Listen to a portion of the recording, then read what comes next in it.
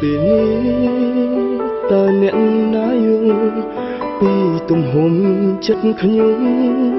នឹកគេម្ដងនឹងត្រង់ទួងខំហាមចិត្តមិនបានឡើយស្គាល់ត្រឹមពេលដល់ខ្លីហេតុអ្វីឲ្យនឹកគេគ្មានស្បើយចង់អោបគេមិនចង់ឃ្លាតឡើយចង់ក្បែរមួយជីវិតនឹកគេខ្លាំងយ៉ាងនឹងគេដឹងដែរអីបានអីបានត្រឹមតែខ្វល់ចិត្តដឹងខ្លួនច្បាំងហើយគេមិនដែលគិតតែហាមចិត្តនឹកមិនបានឡើយស្រឡាញ់ម្នាក់ឯងខូចចិត្តម្នាក់ឯងនឹកគេម្ដងស្ទើរឈួតហើយខំមិនលើកផ្ញើសារមិនឆ្លើយធ្វើមិនដេចបានចំឡើយគ្រាន់តបចិត្ត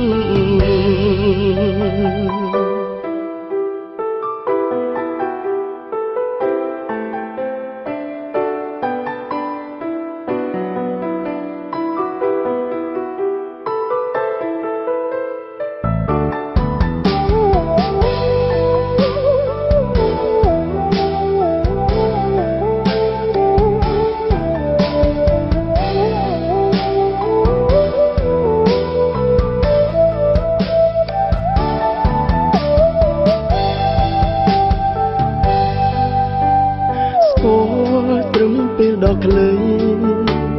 ហេតុអ្វីឲ្យនឹកគេគ្មានស្បើយចង់អោបគេមិនចង់ឃ្លាតឡើយចង់ក្បែរមួយជីវិតនឹកគេខ្លាំងយ៉ាងនឹងគេដឹងដែរអីបានអីបានត្រឹមតែខ្វល់ចិត្តដឹងខ្លួនច្បាំងហើយគេមិនដែលគិតតែហាមចិត្តនឹកមិនបានឡើយស្រឡាញ់ម្នាក់ឯងខូចចិត្តម្នាក់ឯងនឹកគេម្ដងស្ទើរឈួតហើ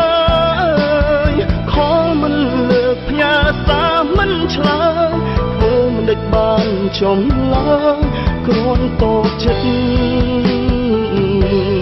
នឹកគេខ្លាំងយ៉ាងនឹងគេដឹងដែរអីបានអីបានត្រឹមតែខ្វល់ចិត្តដឹងច្បាំងហើយគេមិនដែលគិតតែហាមចិត្តនឹកមិនបានឡើយស្រឡាញ់ម្នាក់ឯងខូចចិត្តម្នាក់ឯងនឹកគេម្ដងស្ទើរឈួតហើ